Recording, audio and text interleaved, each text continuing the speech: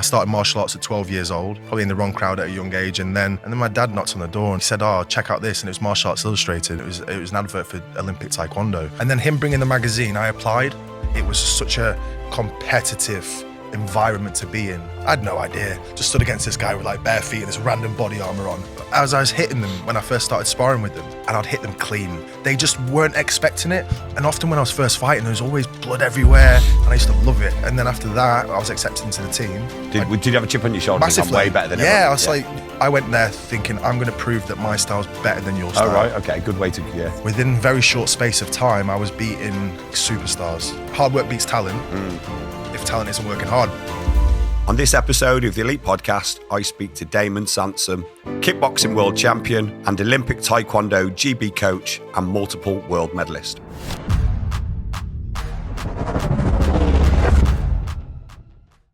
Damon, how you doing, mate? I'm good, Lee. How are you? Yeah, really good to see you. Thanks for coming down, buddy. No worries, Lee. It's nice to be here. Great setup as well, and great to catch up with you after so many years of a friendship in many different ways. Yeah. I was just saying to the other guys, we've known each other for a long time. I was trying to even pinpoint when we what thing we've done. We've done so many things together in so many different arenas, and we currently are as well. Do you know what I mean? So yeah, I think the first time, I started in kickboxing when I was 12. We can go into that, but to think about when we first met, I think it was at the Wackos in the kickboxing scene, and then I started to kind of perform well. I think I was about 17, 18, and then you got in contact to join the top 10 team. And at the time, I was like, wow, because I'd read about all the top 10 team, and I used to get the Fighters magazine and the Martial Arts Illustrated. I used to get the posters actually of the fighters, and I'd put them on my wall. I was obsessed. Yeah. And it's crazy how often when you've got an obsession like that, it's almost without you knowing at a young age, like manifesting it, and then it happens. And then we got in contact. You got in contact with me, and I had a little think about it. And at the time, very good kickboxer Matt Winsper, who you've trained with, Steve Winsper, his dad said to me that they're going to come back. They're going to make a comeback.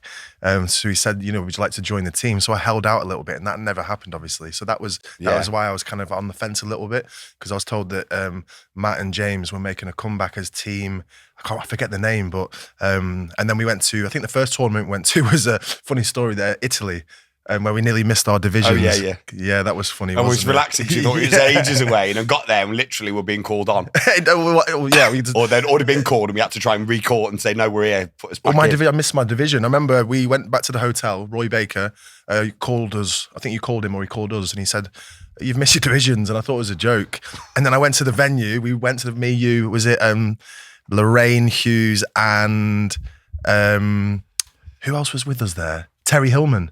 When Terry was and then as I tipped up to the venue in Italy, my obviously parents had paid for the trip, and I went, and the final had been fought of my division. I went in, the final was being fought. I thought, my dad is going to kill me. And then you sorted out that you got me in the heavyweight division.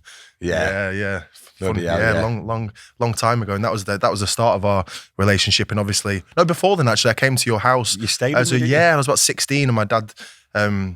Obviously, a good quote that I say to people is, your dad knows nothing when you're 16, and it's crazy how much he's learned by the time you're 26. That's brilliant. I've not heard that before. Yeah, and I didn't just never listen to him. And he said to me, I need to get through to him to understand how to train properly.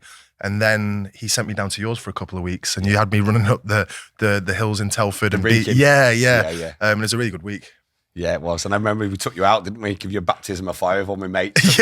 Took you out in Manchester. Birmingham. Was it in Birmingham? Yeah. Was it? Come from the sticks in the top of Scotland where I live in Elgin, and I'm with all your lads in the clubs in Birmingham. But yeah, it's been a good journey so far. Yeah, really good. You come back a man after that, didn't you? Yeah, big time. I think it was how to train properly, and obviously. If you think about, we're the same in terms of intensity, and if you think about how to drive intensity in a fighter, you're the person to go to, full on. So I was beasted, but it was really good, and that was the start of our relationship. And then it's over the years we've kept in contact. We fought together, and now we're doing a big fight show together. It's been a good relationship, but really good. Yeah, and I was good friends with your dad, and I still am as well, isn't it? But I'm kind of in the middle of the age group. I think both of you are. I'm somewhere like in the middle. Yeah. So I'm good friends with both, and I was good friends with Lee, worked with Lee. Yeah. And then you were quite young then, and you've grown up. Now you're a man as well, aren't you? So. Yeah, it's crazy how things work out. And obviously my dad started teaching full time. I mean, if I take you back to my story, I started martial arts at 12 years old. It's a random story because I live with my mum, and I was 12 years old. I wasn't really into much. I remember going to one kickboxing lesson, and I went there and I fought, I sparred. I shouldn't have sparred. I don't know why he put me to spar, but this random kickboxing club in this town hall near Blackpool. And I sparred with this girl and she beat me up and I just was crying when I came home and I was like, I don't want to go back. I don't know why they made me fight on the first session and the girl was quite competent. Yeah. And then didn't do it. And then I think I was a young lad getting into, just being a bit of a handful for my mum to deal with. Probably in the wrong crowd at a young age. And then my dad was a bodyguard for Princess Diana, Mohammed Al Fayed. And that was, the reason why I moved to live with him was because after when she died in the accident, the bodyguards were sent from London to then get out of the way of the media. So he was asked to look after a castle in the top of Scotland, in the north, past Inverness. And then he then asked me if I wanted to live with him. So at that stage as well, at a young age, I was given the decision, would you like to go and live with your dad? And for a young lad with two sisters, it was a really hard decision to make that decision because I knew I wanted to, but obviously it's leaving your family, which was a tough decision. But it was the best decision. And my mum would say that as well. It was such a good decision. So went from near Blackpool in a car, driving I think maybe 12, 13 hours to where we lived. I had no idea. So I went from a big school to then a school of 8 kids in the whole school in the middle of nowhere. And then the first martial arts class I did with him was in our living room. So was your dad through training with your dad when you moved to when you started? So we had a few sessions in the living room and it was a surreal life then, really. So he basically, Mohammed Al Fayed had loads of things around the world, like yachts, castles, fully staffed, fully manned, just in case he tipped up. He might go once a year, he might not even go. And it's full of, it's just fully manned, everything there, just in case the call comes, obscene wealth. And one time, actually, he came up when I was there and he tipped up to our house and he took me into this little corner shop and said, what do you want? It was giving me beans and bread and it was random, loads of stuff from this little corner shop. And then he said, do you want to come and hang out with my sons? So he took me, so the bodyguards picked me up and I went to his castle to hang out with his sons. And it was a big, huge pink castle because I think historically castles were painted with pig's blood. Pink? Yeah, castles were painted with pig's blood back in the day. So it's a pink castle. I'm not sure, maybe I don't really know. I have to look into that. But if anyone watching knows, they can tell us. So it was just strange. I was with his sons, met his wife. And I remember thinking to said to his sons, what should we do? And he said, there's nothing to do, it's boring. And they opened this huge garage with mini monster trucks, motor, everything you'd ever dream of. So we went on the bikes, went on the quads, had dinner. The kids would just be check this out, ring up the maid, and they'd bring up anything you wanted. It was a surreal experience. And then after I hung out with them for that day, I remember he shouted me over and he gave me a Fulham, football Fulham, what they called, not a fixture, but the little booklet things. Because I think he was the manager of Fulham then. And then inside was quite a bit of cash. And even in that age, I thought, I had such a good day. I didn't really need to be paid. Yeah. But it's that world, isn't it? And obviously since then, there's been a lot of things come out. And but that's when I started martial arts. And then from there, my dad met my stepmom at the airport when he was picking up a client and they met randomly. And then she lived about 2 hours away, a place called Forres. So my dad left the job. And then at that stage, 1998, decided to teach martial arts full time, which was unheard of, And when we first started, it was a jar. It was a big cake tin. And everyone put their £3 in. And they went to monthly payments. And that's when I started training properly. Yeah. So because I know your stepmom and your dad really well. So was you already living with your dad when he met your stepmom? Yeah. When they first got together? Oh, right. I thought you come then afterwards. So that was, okay, great. Oh, so I was, me and my dad were just on our own and then they met. So she came into our life, yeah. Oh, right. So you was there. Was there how was that then? How did that feel? It was good. It was fine. I remember the first time she came. You're a kid, obviously, aren't you? Do you know what I mean? And you just re-establishing your relationship with your dad. Exactly. Yeah. No, I think it was a good fit. She came with obviously a little dog. It was called Paco, so I got really friendly with the dog, and it was a really good fit. But I remember the first time she came over. Obviously, in her situation, it's come and meet the son and do anything they want. Make it a nice experience. And my dad went somewhere in the kitchen, and I said to her, "Can I try these handcuffs on you?" So I used to have knives and handcuffs. I was into all that stuff, and guns. I used to go out shooting all the time, and handcuffed I think it was her legs. I can't remember what I did, and obviously didn't have the key, did I? So, so that was the first time my dad had to get like a saw to saw them off. But that was the first time I met her. Oh, brilliant! But it's been a great relationship, really good. So I got my mum, obviously, and my stepmom, and both add very good things into my life. So yeah, really, really close. Oh, that's great. And I think I probably think having that male influence at 12, because they reckon, I think that was a positive thing, because they say that, you know, when a boy gets to the age of 12, they stop listening to their dad and they stop looking up to them. But it wasn't until that point you really probably started building a relationship, though. So how was that for you? Yeah, I think at the time with my sisters, they were bigger than me, so we used to fight as you do with your siblings, and then I think I learned that I was quite strong. I was only 11, and my sister was probably 13. She was massive. You know, girls develop faster than boys. I remember she used to bully me. She used to pin me down and do weird stuff, and like it was like the dog come and lick me. It's just weird, just because she was bigger than me. And one time I chinned her as a young lad. I thought, how can I do it? And after that, I thought, wow, I can do this. Like I've got a bit of power. My dad obviously bollocked me. Of course, yeah, your sister. Of course, yeah, of course. And then at that stage, some of my friends that I hung out with, two of them ended up killing someone in a bath. It was random. That was like probably when they were 15, 16. They got into, wow.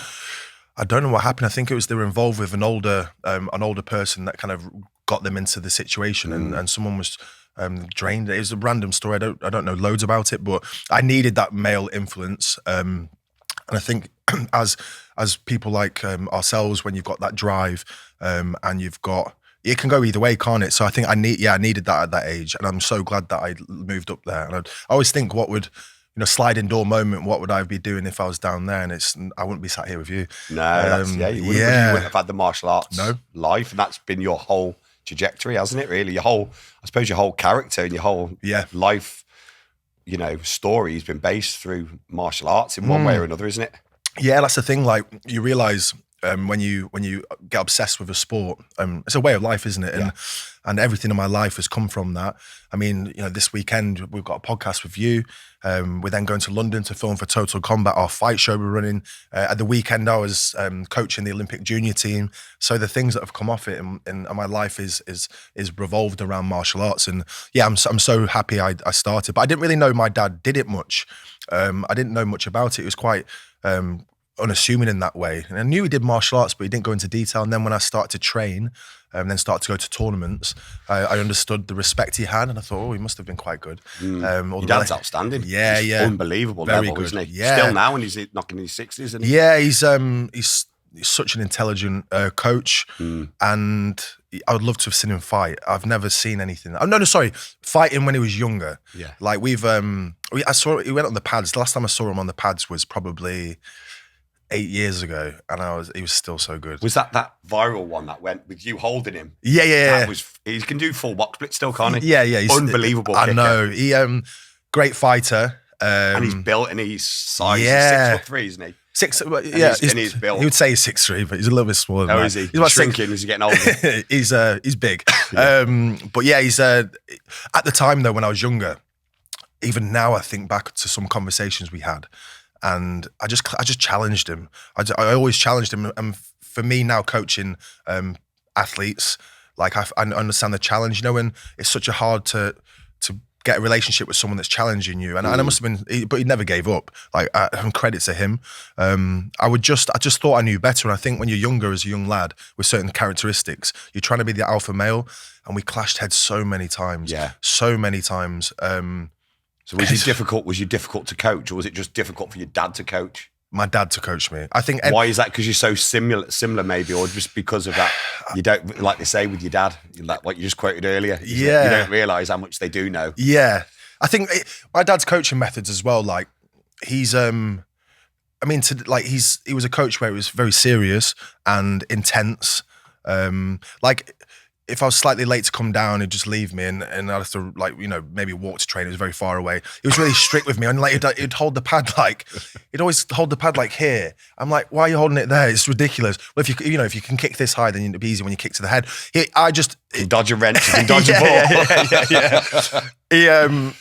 Yeah, it was methods. We used to clash. We never really sparred together. We sparred together a couple of times. Yeah. And he had to have like months of neck. I think you hook him or something. It was like a little. Tell me the story. Go on. And he had a tooth missing as well from another time. But this is the thing, like what I'll tell you a story in a second. But we used to spar together, and I'm same as you. I'm heavy-handed, heavy-footed, and I would never try to hurt him. He's my dad. I would never do that when I sparred with him. A lot of respect for him. And I remember one time we were sparring, and he thinks I'm hitting him hard, and I hand on heart didn't, and then he started to whack me back, and I remember didn't really say anything. It was really uncomfortable because your dad is very emotive. Yeah. And then we went back to the house, and I was just burst into tears. But you know, like for me, you know, you're trying to stay angry at someone. I could never stay angry at my dad. I could stay angry for a few hours. Yeah, I just couldn't do it. You're not like that. You don't hold grudges. I'm the same. No. I'm quite in the moment. I'll be annoyed, and then it dissipates. Then I spoke to someone yesterday about this. I think a lot of people hold things like anger and hatred and jealousy. Yeah, some people won't ever let go, do they? No, and it's inside their bodies as well. And whenever I have that for a moment, I can feel it inside me, and I have to get rid of it. I have to deal with it. And some people spend all their lives with holding emotions in them. It's like a little lock in their body, and they just lock it all up. Yeah. And that trauma can affect them for the rest. And some people, poison, I think. It is. Same as stress. Yeah. Stress is poison. But I think holding any emotion from childhood or any relationships or anything like that, if you keep it in your body, it's really toxic. It is. Sometimes it's unconscious, then they don't realise that it's there as well. Yeah. You know what I mean? And you have to become conscious and aware of it, don't you, before you can kind of accept and try and release it a little bit. Yeah. But some people, they're very much aware of it, and they're just teetering on the edge. Yeah, it's true. And then some people, it's like, how do you then fix it, or how can you deal with it? And some people go to therapy, some people don't fix it, some people aren't aware of it, some people go down the psychedelic route. Yeah. And there's definitely ways to deal with that. But yeah, back to the hook kick. So we did like a staged fight in the club, and I thought he said to kick him in the head, and he said to jab him in the head. So he's trying to brace the jab with his head this way, and obviously the kick then impacts to his side. But that was the last time we sparred together ever. Yeah. And I always say to people, sparring with your family, it's just a bad idea. No, you shouldn't, yeah. Depending on what kind of character you are. Yeah. But if you're competitive, like, it's not good. We were like, back in the day, Lee, like, we've had some good spars as well. We used to go down to your gym.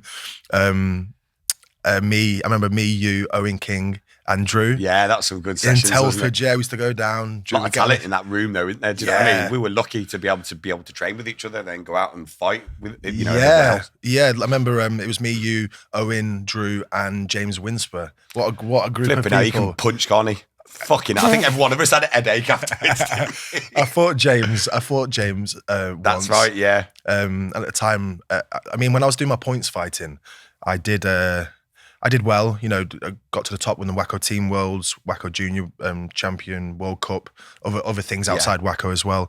But at that time, I wasn't training, like, because of my IQ and kind of ability, I could perform to the top level, unless it was a handful of people. Yeah, that the top ones. Yeah, like Michael, Page, you know, Raymond Daniels. They're exceptional. They're the top 1% of the 1%, though, aren't they? Do you know what I mean? Yeah, they, you know, you'd come exposed if you weren't fit and strong. And for me, I was performing and winning the highest level WACO whilst training. You know, Owen King trained me, and he'll tell you, once a week, going out 4 times a week. Maybe I would tip up to sparring, and then I'd just go to a tournament. And that was...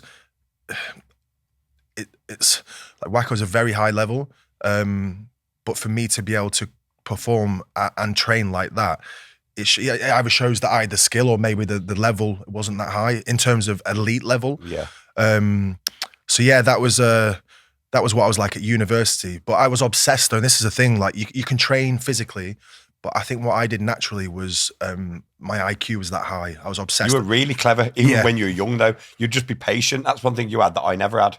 And I could wear some people down with that, but then other people, I would be my own worst enemy. Do you know what I mean? You don't want to go backwards, do you? No. It's it's not in your character. No, like anyone who knows me, no backward step. If you commit, never. you commit. Yeah, if you're lucky, I might take a sidestep. I ain't going backwards. Yeah, you'd do a sidestep, wouldn't you? But it's like, so James Winston, when I fought him, with people like that, I could beat them, outpoint them, but I couldn't stand and match them with strength and agility and athleticism because I wasn't training properly. I wasn't capable to do that. But yeah, I remember James caught me with the right hand. I think I covered and went underneath the reverse punch. And he hit me after, and I felt like my whole face had split open. I was like, I've never been hit like that before. I know, you can shake you to the boots. Powerful guy, and really good family. And they've been up to ours for New Year's Eve and stayed over. And the Winspers are a really good family. But yeah, from me then doing my kickboxing and doing the wacko and competing, I then went to Olympic Taekwondo after that. So how did that happen? It's a random one. So I had a shoulder injury where I remember. Yeah, it's a dislocate. That was for ages. That was a real problem, wasn't it? For some time, that was really bad. I mean, I forgot about that. Yeah, I think it's subluxated. So when your shoulder pops out and comes back in, I think I did it. I would guess 30 to 40 times. I just crack on though. I remember teaching a class with kids in the club. And I remember playing with the ball and it came out. And I remember just, obviously you can't show it with the students. I remember just having to nip into the toilet, in floods of tears, just trying to holding your shit together. And I kind of just made it do. And in the whack, I remember the wacko British popping out like 2 or 3 times during the fight. But I was kind of, I should have. So from there, I did all the exercises, bought some braces, did all the TheraBands, and it just didn't work. And then from there, I got a scan from the NHS and I actually fainted as well, which is, I hate to admit it, but sometimes when I get injections and even in the Olympic team, when I was an athlete, when I get drug tested or blood tested, I faint. Pussy. And I know. It's the only, I can't believe I've told everyone that, but it's my only weakness.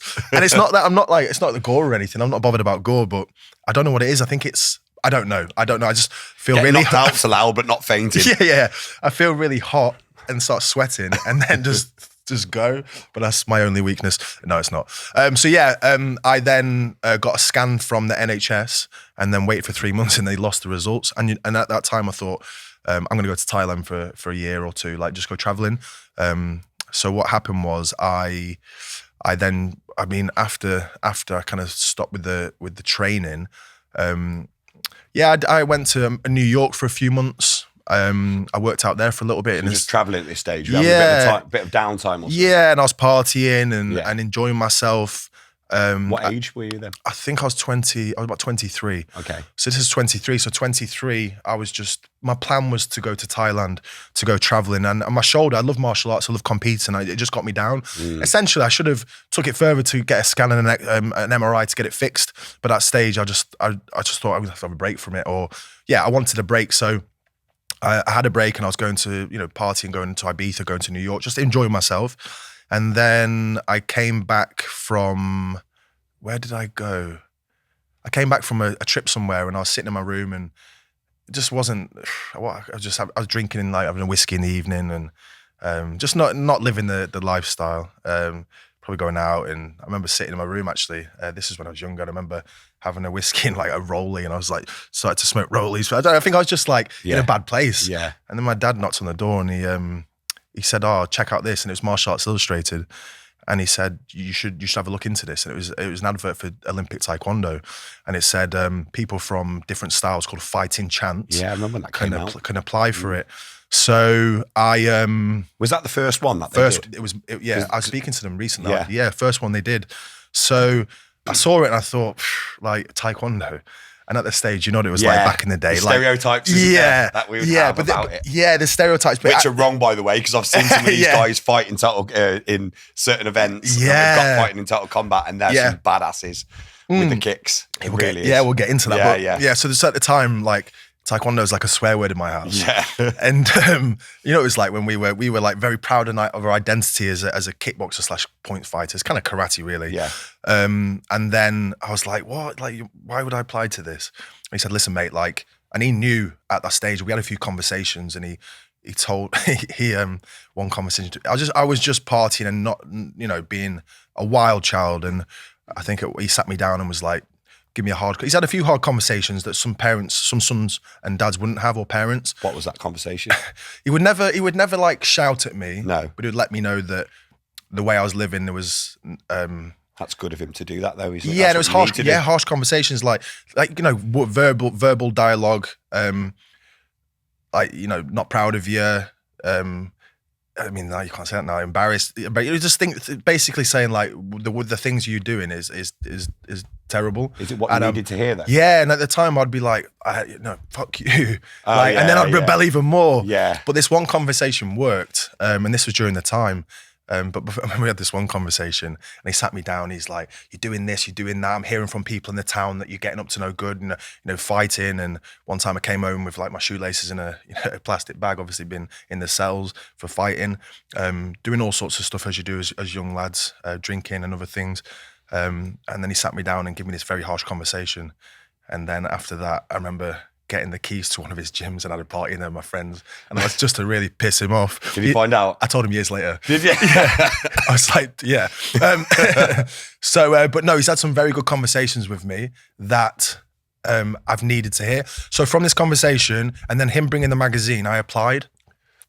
And 1,500 people applied to this first one. And this is the very first one, first fighting chance. Like, who else didn't? Like Mika go? Didn't Robbie Hughes go? Yeah, me, Robbie. Who else from kickboxing more than? So it was a big deal when it happened, massive. Wasn't it? Yeah. It was massive. It was like the best of the best. It was so I applied for the fighting chance, and then what I had to do is I had to go down to Manchester. And then, so this is from, basically Olympic Taekwondo said any style can transfer over. We'll give them a chance to join the team to be a professional athlete. MMA, kickboxing, kung fu, points fighting, ITF. So we went down to the first one. It was like a training day, and you just went and had a fight with someone. Sounds cool. It was cool. So these are all just the different styles, or did they put their own guys there? So I fought an Olympic Taekwondo fighter. Did you? Yeah, I did. Who was it? A guy called Paul Green's student. Yeah. Paul Green's probably one of the, he's an icon in anyone watching this from Taekwondo will know Paul. And were they testing you or just going gentle on you? No, it was full on fight. Yeah. So I tipped up to this, like, they call them test matches in Taekwondo, where it's all the referees set up. And then I had no idea. Just stood against this guy with like bare feet and this random body armor on, and had a really good fight. And it went to golden point, and I won. So you won? Yeah, I won. Yeah. Yeah. So he kicked me in the hip. I remember I went to Piccadilly train station because I had to get a train home, and he was getting a train somewhere. So he had a black eye with like an ice pack. I was like walking, we're talking on the way. And it was nice to meet you. Was it nice and friendly afterwards? Yeah. Yeah. Sportsmanlike. But he was like, shit, mate. Like, if you've never done Taekwondo, I said never. He said, I do it.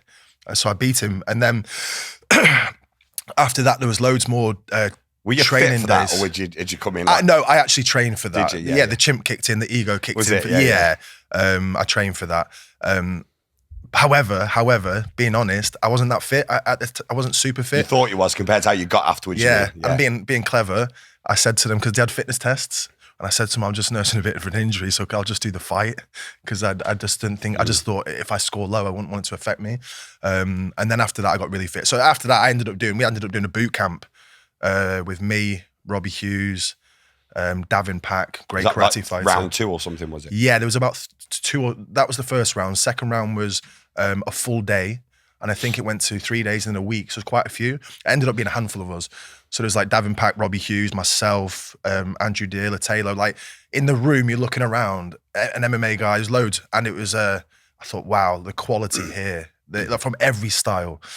And and then after that, I was accepted into the team. But yeah, some of the fights on that day was just, it was really like, it was such a competitive environment to be in, and I'd being myself and like being intelligent and understanding how IQ works in fights, like a clinch crescent kick, which you don't do in kickboxing. And I was watching Taekwondo, I was thinking that's quite effective, so I just smashing it out in the gym. Did you do one as well? Loads. Did you? Yeah, that's like won me most of my fights was doing a Taekwondo kick. I just did it. I just saw. I mean, in the selection part. Yeah. I was. You just watched it and then you mimicked it. I can do that. Yeah. I know. I mean, you'll know yourself, Lee, when you're teaching people, like, and some people learn fast. I mean, I've taught people that rotate your back foot on the roundhouse kick. 2 years later, twice a week, telling them it's not happening. In one day. Yeah, it takes some time for people to understand that. Whereas what I've always been able to do is see something and just do it. I can see it, watch a video. Visual learner. Yeah. And I used to watch old school like Clash of the Titans before I trained when I was a kid, and I'd just see it, then bang, I can do it instantly. Obviously not, you'd have to refine it. So yeah, that actually helped me with the fights, a crescent kick. So after that intense week, I then got a call to say I'd been selected into the Olympic team, and I was on the way back from Ibiza. So I went from Ibiza for a week, which is way too long. I mean, I worked out there for 5 I know plenty of people that fly back halfway. Yeah, I was there for 5 months. I don't know how I survived. And then on the way back in the car, my dad called me saying, "Congratulations, you've been in the team." And at that stage, I thought, I'm going to have to do that forever. Like that intense. Was you thinking of backing out then? I was like, I got off the phone. I was like, I don't want to do it. Why was it scary? No, just in that mind frame I was in, coming back from Ibiza. Yeah. And also thinking like the week I had there was training 3 times a day, 7 a.m, midday, training probably 6-7 hours every day. Was that to mimic what it's like for real? Yeah. It was like jumping into the fire. But I mean, now in the Olympic team, they would never do that because why? I mean, now there's like introduction programs because you get broken. I mean, everyone, like Robbie's knee was a mess. Everyone was. I remember just in the boot camp to get into the team. I remember we were all in the showers. It was me, Robbie, and a guy called Warren Weiss, who's a TAGB fighter, and he was good. Him and Robbie had some good fights. And I remember just putting like the cold shower on my hamstrings. I couldn't even sit on the toilet. We were all in such a shit state. Surprisingly, like intense, isn't it? Yeah, when you're not used to that, used to training that much. So barefoot as well, isn't it? Yeah, barefoot, and it was just it was really full on. So I think at that stage I thought, again, I'm going to have to be live like an athlete, which I'd never done before. And it was a big commitment, but yeah, I went down there and joined the team. And why I became successful in Taekwondo really quickly is just what we said before about the identity. So we had an identity ourselves, like top 10 team, martial arts, point fighting, and like we had our identity that we were the best. So when I went down there, I didn't know anyone in Taekwondo. Did you have a chip on your shoulder? Massively. I'm way better than everyone. everyone. I was like, I'm going to prove to you. Because we thought we were the best. We had one of the best teams in the world, didn't we, at the time? Yeah. But that's what really helped me, This what really helped me. That mindset? Massively, because I went there thinking, I'm going to prove that my style's better than your style. Oh, right. Okay. Good way to, And within very short space of time, I was beating like superstars. Wasn't it? Can I ask you something? Yeah. So I don't know if it's true or not, or this is my interpretation, but they didn't really do much lead leg side kicks. Was that you that kind of, or not, or did that start coming anyway? Because that's what we would do mainly is the front leg. Yeah. Pressure with the front leg straight onto the target, isn't it? Yeah. Or not? You're right. So when I went down there, they call it a check in Taekwondo. Yeah. Well, it's not even a real kick. No, that's what they said. So it is though, if you can train it properly. 100%. Yeah. So like if you think about like distance in martial arts, you got a front leg and a back leg. Yeah. And then they'd go off the back leg. And if they did a front leg, it'd be a skip. Yeah, and then I used to look either of those you can move from as far as I'm concerned. Exactly. And then I said to them, like, because we used to pick up and project. Your front leg's like a puppet on a string. You lift your bum, and there's no telegraphing. Yeah. So I was like, as I was hitting them when I first started sparring with them, they were so frustrated, and I'd hit them clean, especially because when you got heavy legs as well. If you got power, like I've knocked people out with a lead leg. Just because if you've got a little bit of power and you can put your hip into it. So when I was hitting them, they just weren't expecting it. And often when I was first fighting, there was always blood everywhere. And I used to love it because they weren't expecting it. So stylistically, they'd be like, they'd hit them with a hook kick or a side kick and they go, that's not a kick, that's not a kick. It's a check. I said, the most traditional kick in martial arts is a flying side kick, like to everyone. Like it's a side kick is a kick. And at the time, they just didn't want to hear it. So to be honest, the style evolved due to the electronic system as well. Yeah, of course. But the fact that GB were the first people to get ITF, like Jay Jones was from TAGB, she's ITF. They do the same with the front leg as well? Yeah. So I mean, do you think the GB team had an influence then on that? Did that pick up over the other countries as well? Yeah. So definitely had an influence, Lee. And interestingly, so yeah, my success came early from that, and also my identity of trying to prove that my style was better. Whereas a lot of people now, what they do is, I call them tracksuit wearers. They go into the Olympic team, and when they get in the team and they get the tracksuit, they think they've done it, and they idolize everyone on social media. And when they go in there, they expect to lose. Whereas I didn't know anyone. I'd come off a fight. I remember coming off a fight and said, you just beat a world champion, or do you know you just beat an Olympic champion? I was like, no, don't know them. But then the more I got into it, the more you get in that weird bubble, as you always do. Yeah. You know each other's names, and then you put people on pedestals. And then it's more difficult to beat them. Exactly. So that's a good way to be. Yeah. It's a really good way to be. It is, isn't it? To be like kind of, blind to the fact sometimes and just go in there and not have any expectations. You can do better, can't you? Yeah, massively. And when you said with the front leg, like how did they catch on?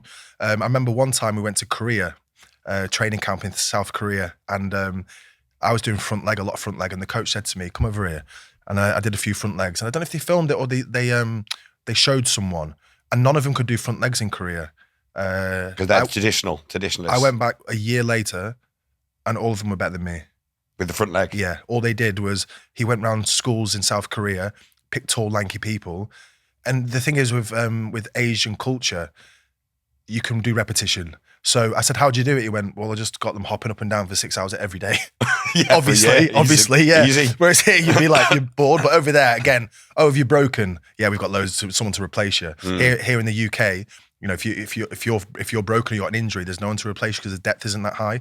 But yeah, I went back a year later, and so now in Taekwondo, their front legs, that's what they do. It now looks more like ITF and points fighting. Does it? Yeah, pretty much. Yeah. To an extent. Yeah. To an extent.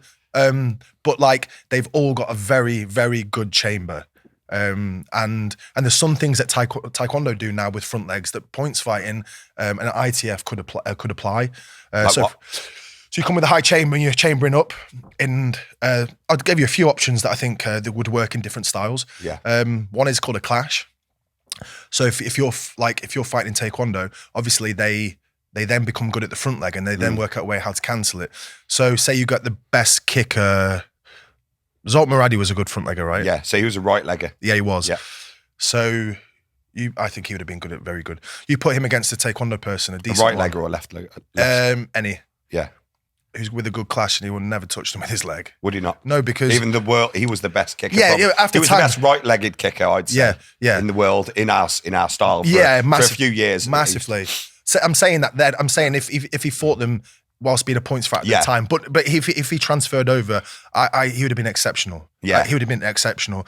So he'd have come with his front leg, and all they'd do is they'd have the weight on their back leg, and as soon as he initiates the leg control, they'll just get their knee, probably their chest to head height in a chamber, and then how'd you go over it? And because their core strength is that strong, they won't get knocked back. So they just clash with the leg. Clash, and that's what they do. They just so sometimes it's like when I first started doing Taekwondo, you went with the front leg, and they either go back into it or they stay there. Whereas now it's like this, bump, and your energy just gets shifted up.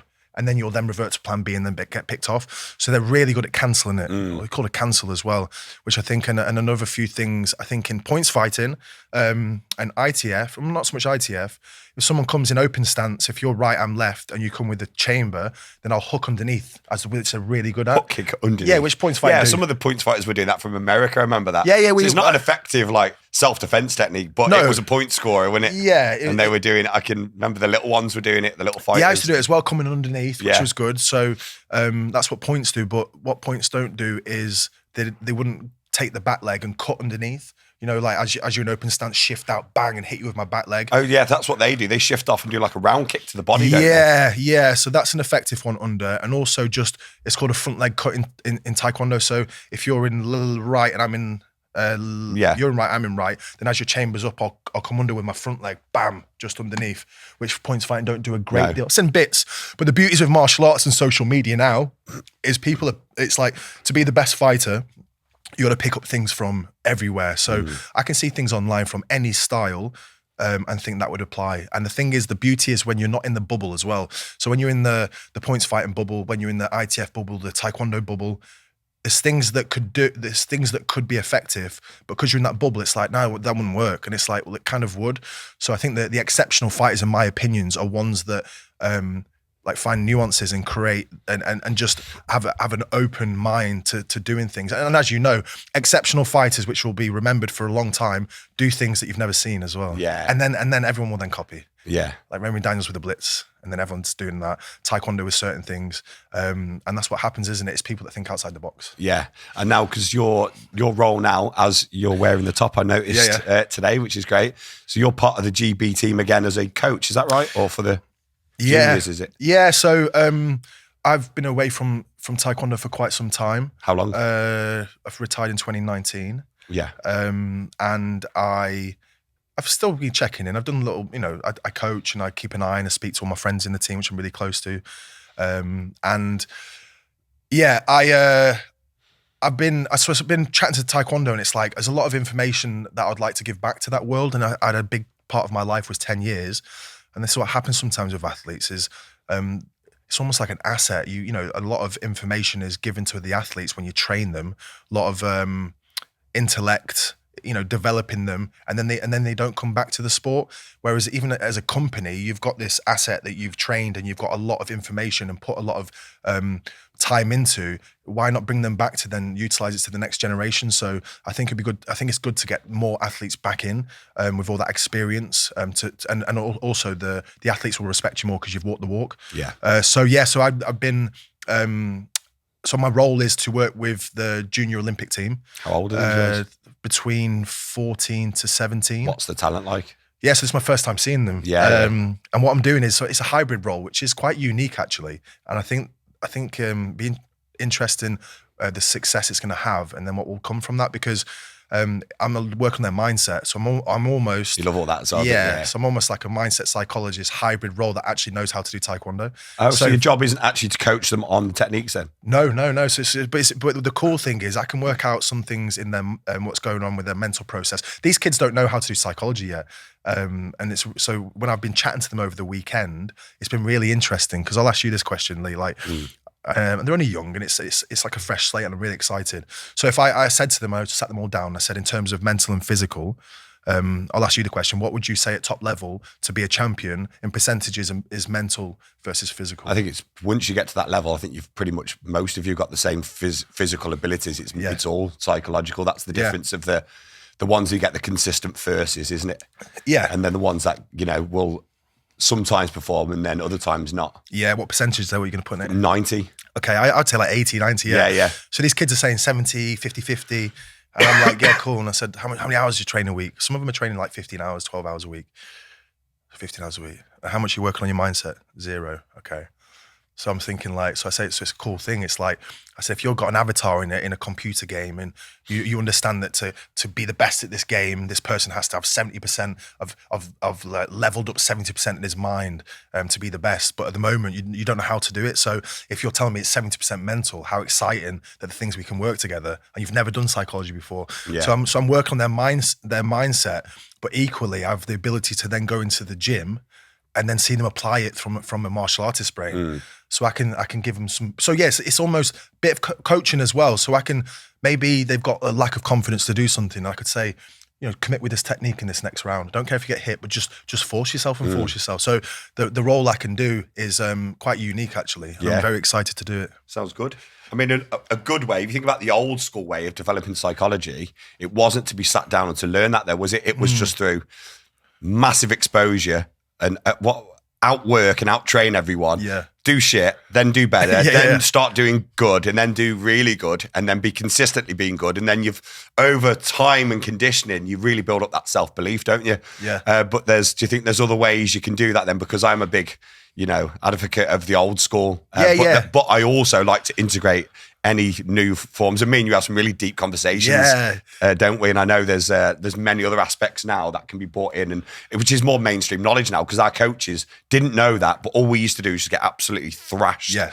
But because it was consistent and it'd be more than everyone else would, you'd develop that kind of winning mindset and that psychology as well, wouldn't you? Yeah, exactly what you said, Lee. And this is the interesting thing, because I'll think about a couple of things that I would suggest to people. But firstly, there's a lot more information out there. However, like sometimes I feel like the old school way needs to still be there, because Definitely. I was chatting to a coach this weekend, and it's the more science comes out, the more people try and shortcut hard work. Yeah. And it's like, oh, let's do this. And it's like, listen, I mean, I've seen a lot of fighters that come from not the best areas, and some of the African countries that have not got the best systems, and they, you know, become a champion, or some different fighters in a real hard area. Then when they make it, they come to a nice place and the performances can drop. So I feel like you can have all the science in the world and all the tips in the world, but like the encompass of it, and like the whole platform, not platform.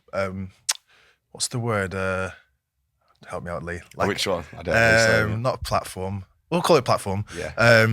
If hard work isn't the base of all that, You can't shortcut success. No, of course. So yeah, so I there's definitely things you can work on, but people try to take shortcuts now. You know, like in the gym and the S&C and the fitness world, some of the things I see, it's cool. It looks cool. But like hard work, that's what gets you there. And as you know, from all the things you've done in your life, you're a very hard worker, and hard work can talent. I always say like hard work beats talent. If talent isn't working hard. Yeah, exactly, that's good. Yeah. Because if you're both absolutely grinding and then someone else has got this extra element, then they're going to be ahead of the game, I suppose, aren't they? Yeah.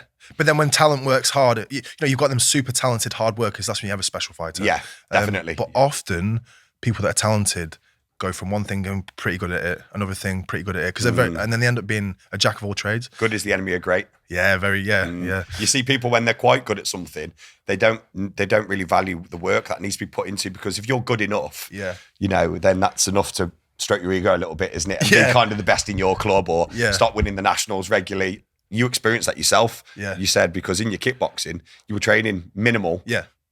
And you were winning pretty well, consistently well. Yeah. So why would you need to do any more? Exactly. If you're getting whipped, then you might have had a different approach. But because you went to the Taekwondo, you learned the work ethics and for hard work as well, didn't you? Yeah. Yeah. So was it not that you didn't have the ethics? It's just that you just wouldn't do that consistently. No. I've always trained my ass off. Like when I train, I think I was just at some stages. Do you know what? When I was with my dad, I trained a lot. I was like a gym rat, because we left I lived in the gym, and I just go there every day. It's my home. It's my family. So when I was at home, I did train a lot. Diet wise, I wasn't eating well, but I trained a lot. When I went to uni, I was a student and got rocked off. But when I was training, and with my dad, and yeah. So I think for me, like I thought, if you win in tournaments, why change? But my dad, I didn't listen to him. And I'd say, how'd you get on? I said, how do you think our fight was? I sent him a fight, and he'd said, it's all right. He's could be way better and you're fat. Is that what he said? Yeah, he's like, well, he's called a spade though. Yeah. And he's like, but I didn't see it because, and now I thought he's just being mean to you. Yeah, I just thought, yeah, whatever. Like, I'm doing well.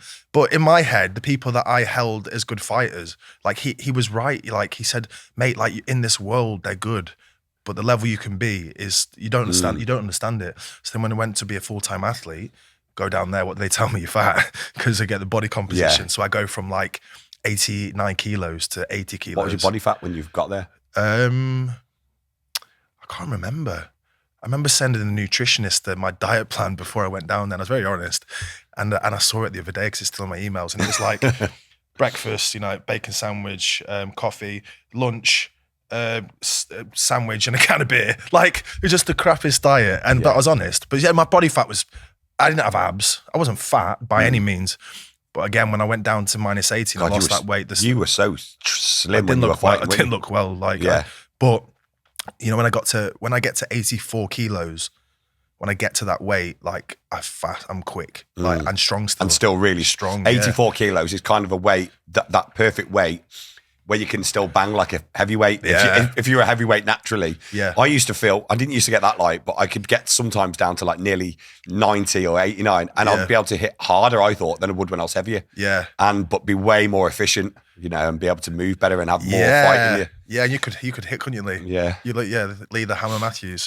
Whacked a few people. I remember we sparred together, mate. I remember one time we sparred and I caught it with a back kick.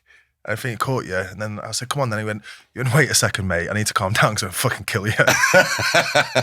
Because we're two chimps, aren't we? Like going for each other. We had some good times, really good times. And I've been hit by you. You definitely can bang Lee.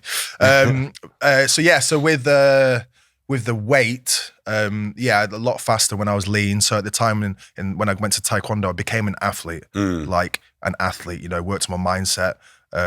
Ate properly, trained properly, no drinking, clean. And then all of a sudden it's like, this is how good I could have been. Yeah. And then I did think at the time, it's like, if I'd have went back to that world, it would have been nice. You would have cleaned up, wouldn't you? Yeah. I remember a turning point for yourself because you went in there, as you said earlier, as a kickboxer, as a points fighter. Yeah. Trying to prove that we're the best. Yeah. But I remember maybe it was a year and a half, 2 years in, I don't know, you'll be able to tell me, where you'd flipped and you were like totally converted. You're like, this is way better. Yeah. Do you know what I mean? This is like we trained properly. We thought what we were doing was good. This is a whole other level. Yeah. And when I went down there, I didn't have a big high opinion of Taekwondo, but when I went to train with them for the first day, they're very skinny guys. But when I trained them, I thought, shit, like we'll speak about just now the power. Yeah. I was going to say with that then, how do you think these guys will get on in our new event, Total Combat then? Yeah. So Total Combat. So yeah, when I first saw Taekwondo, people see Taekwondo, Olympic Taekwondo, they see the body armor, they see them being really fancy and flicky, which I've, hand on heart, even some of my friends that are Olympic medalists, like we can sit there and be like, Taekwondo is so boring to watch. Some fights are so boring. Getting a little bit better now, but can be very boring because people in the general public only see Taekwondo in the Olympics, right? Yeah. Generally. And like, I'm fighting you, and we've fought each other so many times on the circuit, as everyone does. It'd be boring then. It's a chess match. Risk versus reward. And also like fighters from different countries, say Turkey.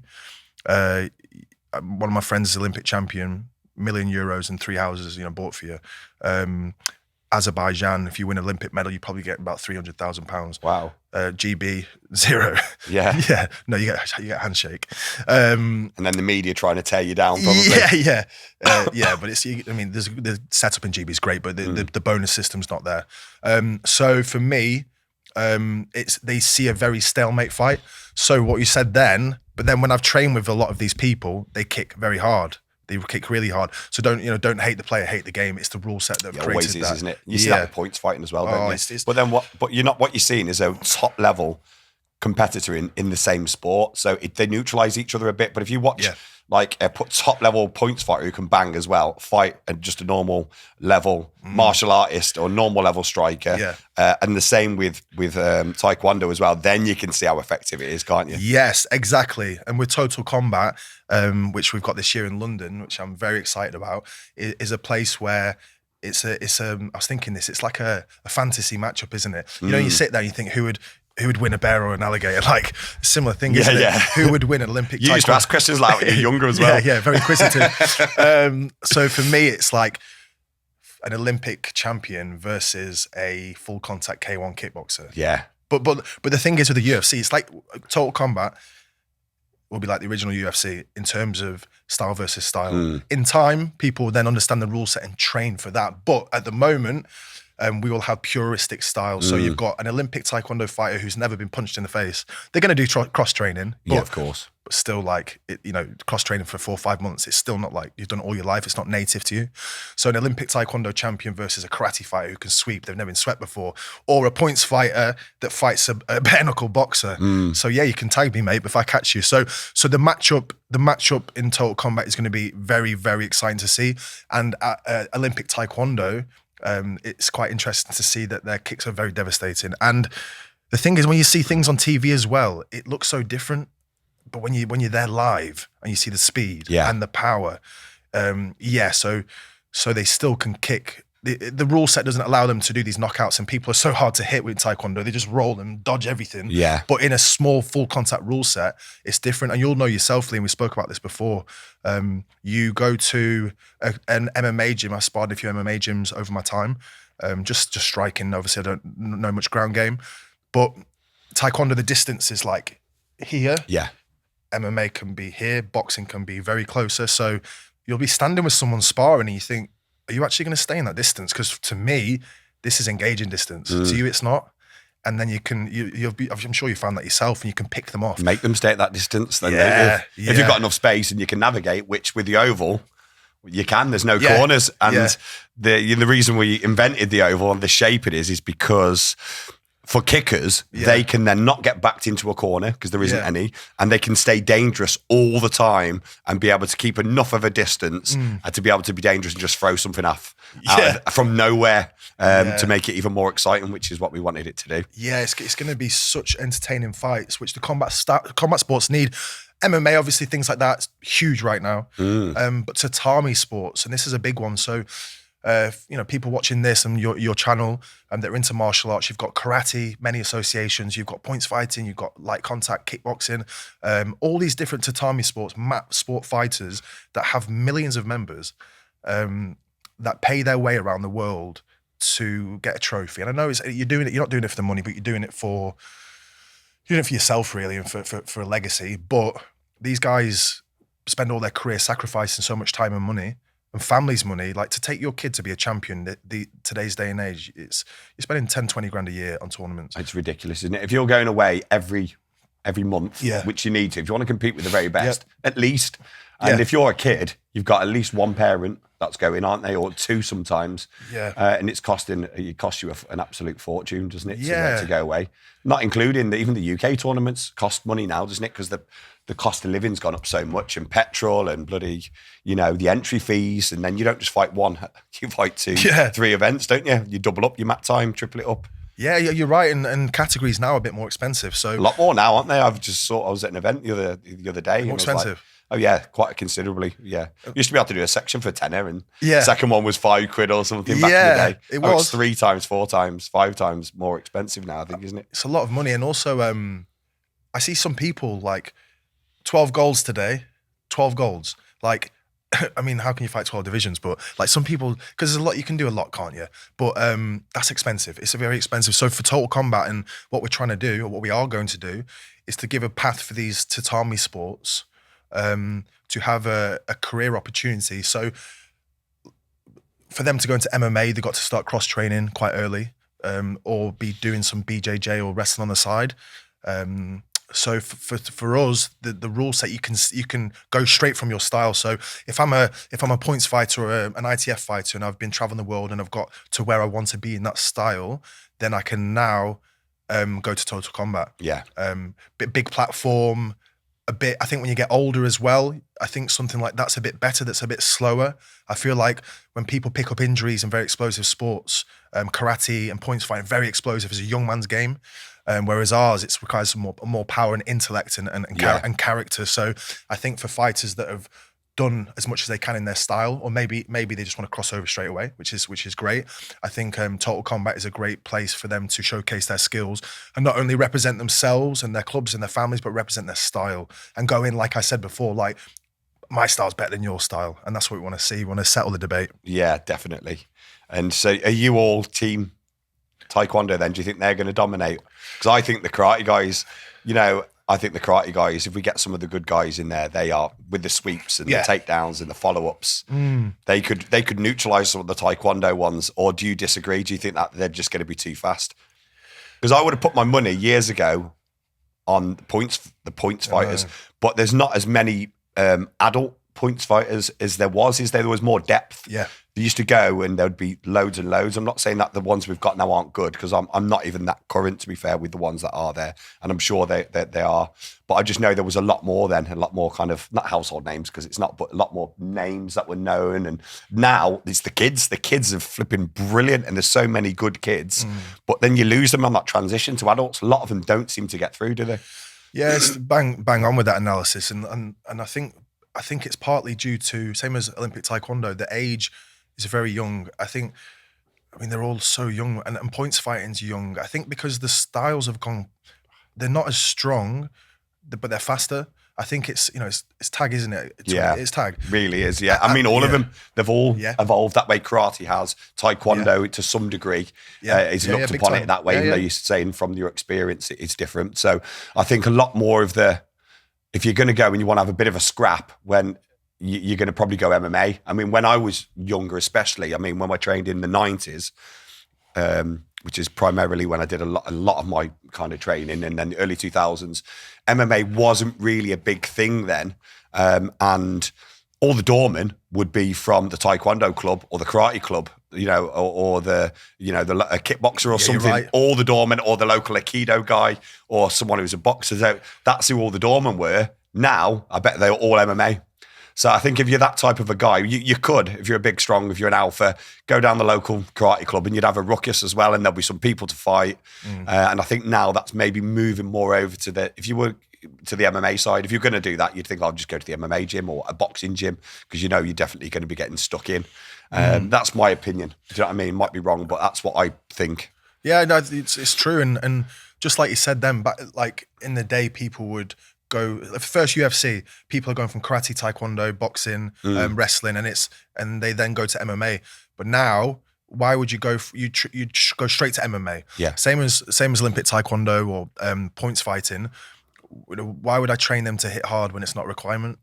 Why would why would I teach them to make a fist when you don't have to? Yeah. No, it's true though. That's what they're doing. Some of them, isn't it? They're learning to win the sport rather than the combat element of it. Yeah. Same as Taekwondo. It's just some of the kicks, it's not effective, but it's going to score. And if I can get my foot to the pad in such a way without exerting myself, and like we speak about, people find the easiest route. What do you say? What's the quote you say? Quickest route to anywhere is a fast line. Straight line. Yeah. And that's the thing. Back in the day, we were fighters that did points, whereas now it's like they're points fighters. Yeah. And no doubt when they're fast and again, it's the sport and it's the rules. So why would you teach them to stand and bang? Like we used to do a lot of hooks, me and you, didn't we? Yeah. In the points fighting, hooks or I used to like to go counter back fist into uppercut for a blitz. Yeah. Slip off backwards and whack them with it. But then what highlighted that was when we used to fight the Karali team, and we were like, you're obviously older than me, and we were men, and then we looked across and there's all these young lads, but they were the start of the speed, and they were just fast. Just beating everybody, weren't they? Because they knew the rules inside out. And that made it evolve even more than I felt, didn't it? And then everyone had to do that because you couldn't compete. Yeah. You couldn't try and stand there and actually put some really decent blows into people because you were going to be slower. Yeah. Do you know what I mean? They were quicker just to, like you said, just throw an arm out. And, if you're not making a proper fist or you haven't got your glove on properly. So, and that's, it was a bit disheartening if you'd come from that base level style, wasn't it, to do that? But then they don't, some of those guys actually then did the opposite and then went light contact and did full and then were really effective combatives. Do you know what I mean? Really, really good. I suppose it was the other way around before, wasn't it? Yeah, and the beauty is with a points fighter, despite if they're a current points fighter or an old one that's converted, any points fighter, but a points fighter, the beauty is with points fighting, and that's what helped me in Taekwondo is your intention with that technique is to hit, it's not to miss. So sometimes it's like, when you do points and you hit someone with a lead back fist or a counter hook kick or I don't know, whatever it is, you committing so much to that shot that your self-belief is huge, it's really high. So I think it's very good for points is because they learn to commit to a shot and also the visualization of hitting that shot. So then when they transfer, they can hit people. Yeah. And then you can adapt it, and so many great points fighters have gone into MMA and full contact, but they're elusive. And one thing of points fighting, which is really good, which which helped me in Taekwondo, and I kind of stopped doing it really, was the pushing and pulling. So the in and out and working that distance. So when I used to fight people in Taekwondo, like, what are you doing, mate? Like, but they'd be jittering because they wouldn't know if I was coming. And and points, you're faking and teasing, you're pushing and pulling that distance. And as we've seen with Michael in the UFC, people can't hit him because he's pushing and pulling, and they're just biting on the fakes. And so points fighters, the movement, it's a bit different now. Do they push and pull us? I don't watch loads. I think so. I think they do it even more, but I think they bounce really fast on the spot. It's a bit more like with a hand here behind you. Yeah. But regardless, so there's loads of benefits from all these different martial arts. And even if they're not whacking each other, it doesn't look like a fight. It can transfer, like we said, with the Olympic Taekwondo into full contact. So points. Where's points fight? Yeah. Who do I think? Yeah. Who do I think is going to be the dominant?